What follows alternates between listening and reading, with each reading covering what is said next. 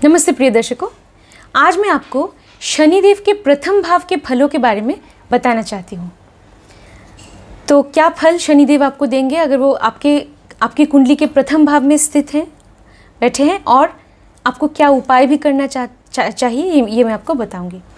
तो मेरे चैनल को ज़रूर सब्सक्राइब कर दीजिएगा। तो आप देख रहे हैं कि इस कुंडली में जैसे कि शनिदेव प्रथम भाव में है, और ये जो आप देख रहे हैं ना एरो साइंस, मतलब ये मैं दृष्टियों को आपको बताना चाहती हूँ कि क्या क्या दृष्टियाँ पड़ने वाली है, जो मैं अभी आपको बताऊँगी भृगु नंदी नाड़ी ज्योतिष के अनुसार। तो चलिए देखते हैं। पहले हम संक्षिप्त में जान लेते हैं कि शनिदेव क्या है। शनिदेव जो एक बहुत ही महत्वपूर्ण ग्रह है। शनिदेव हमारे कर्म के कारक माने जाते हैं, नाड़ी ज्योतिष में कर्म कारक हैं। और शनिदेव जो है वो दुख के भी कारक हैं, आयु के भी कारक हैं, मृत्यु के भी कारक हैं, वो विलंब के कारक हैं। शनिदेव जो कठिन रोग या बीमारियों के भी कारक हैं। शनिदेव जो है वो शनिदेव ऐसी चीज़ों के भी कारक हैं जो 8वें भाव से जुड़े हुए हैं। हमारी कुंडली का जो 8वां भाव होता है साधारणतः वो एक ऐसा भाव होता है जो कि रहस्यमयी चीज़ों का होता है। तो 8वें भाव के कारक जो हैं, काल पुरुष की कुंडली में 8वें भाव के कारक शनिदेव हैं। तो 8वें भाव से जो भी हम चीज़ों को देखते हैं, रहस्यमयी चीज़ों को, शनिदेव उनके भी कारक हैं। शनिदेव अंधेरे के भी कारक हैं। फिर शनिदेव जो है वो अनुशासन के कारक हैं। तो डिसिप्लिन जिसे कहते हैं, परिश्रम, पुरुषार्थ के भी कारक हैं, न्याय के कारक हैं, न्याय के देवता हैं।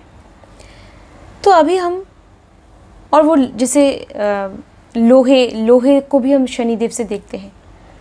लोहे को, तरह तरह की धातुओं को भी हम शनिदेव से देखते हैं। सोने को भी हम देखते हैं शनिदेव से, क्योंकि सोना भी एक धातु है।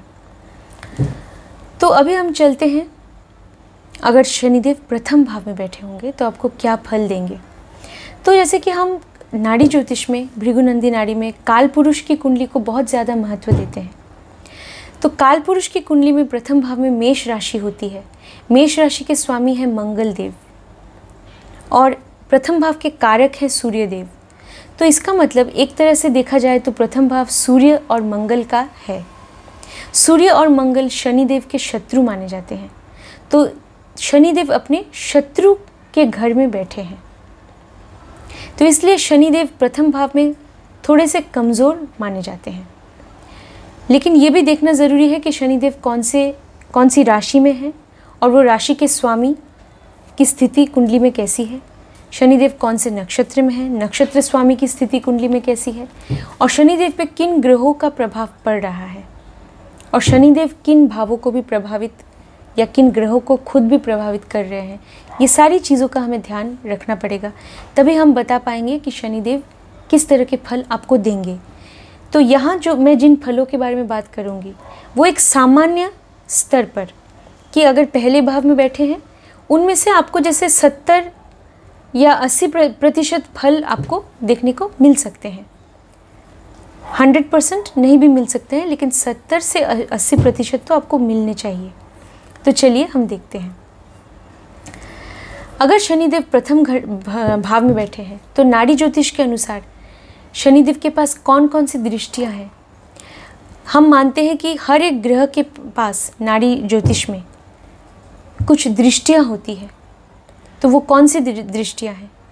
प्रथम दृष्टि, द्वितीय दृष्टि, तृतीय दृष्टि, पंचम दृष्टि, सप्तम दृष्टि, नवम, 11वीं दृष्टि, 11वीं दृष्टि, 12वीं दृष्टि। तो ये सारी दृष्टियाँ, 8 दृष्टियाँ।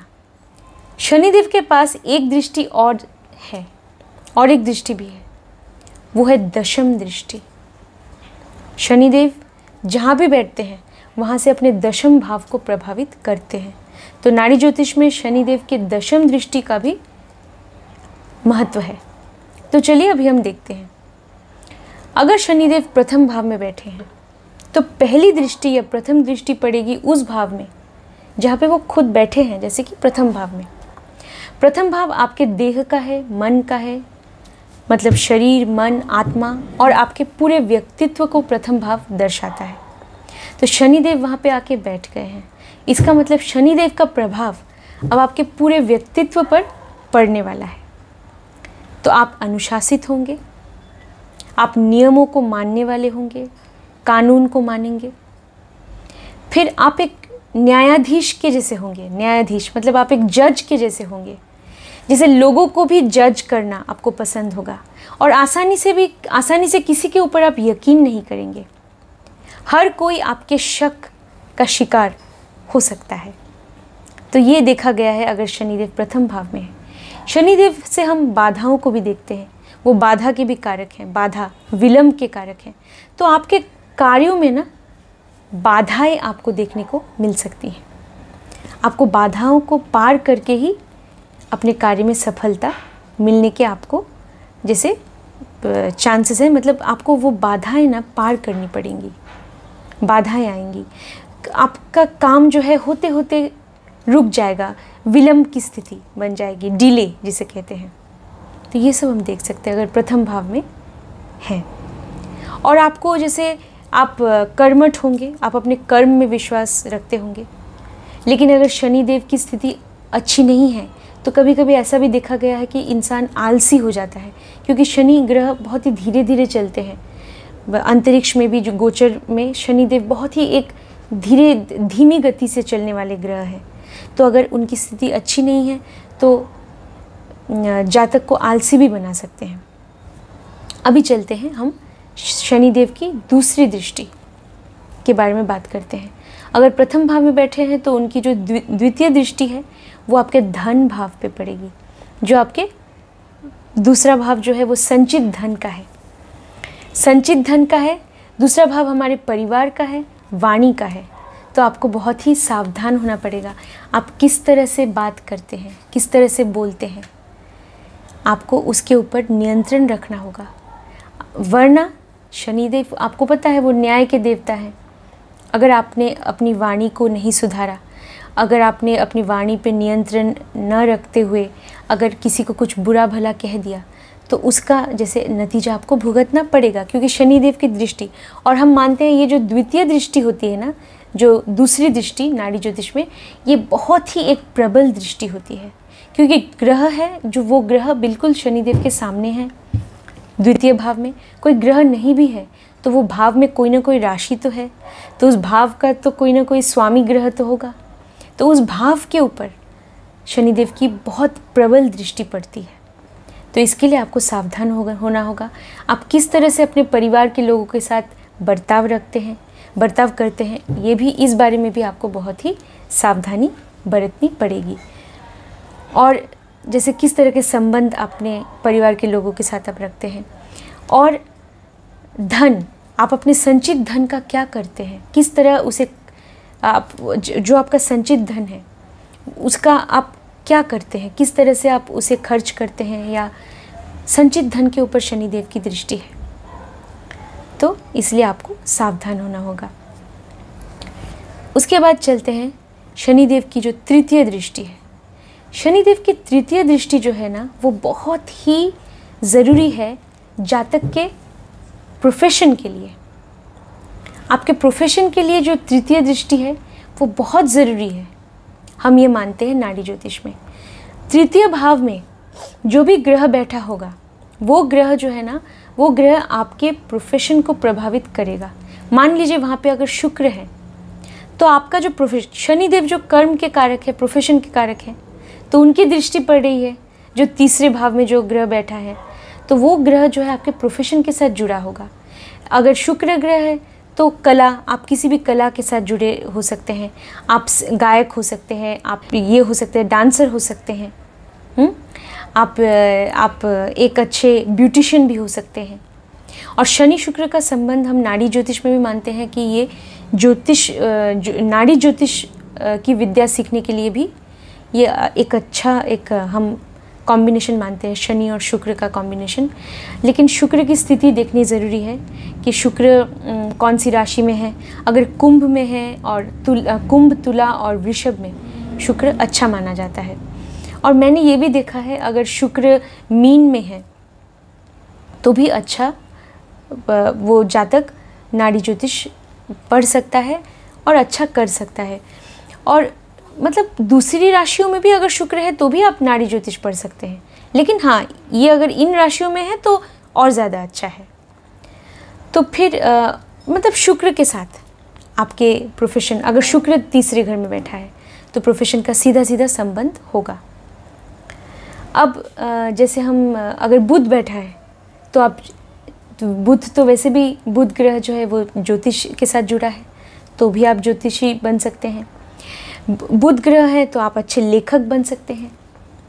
बुध ग्रह से हम जितने भी प्रोफेशंस को देखते हैं, लेखक, संवाददाता, जर्नलिस्ट आप बन सकते हैं। तो बुध ग्रह से हम जो भी देखते हैं तो ऐसा है। अभी हम चलते हैं, तीसरा जो भाव है वो हमारे साहस का, पराक्रम का, वो हमारे परिश्रम का भाव है।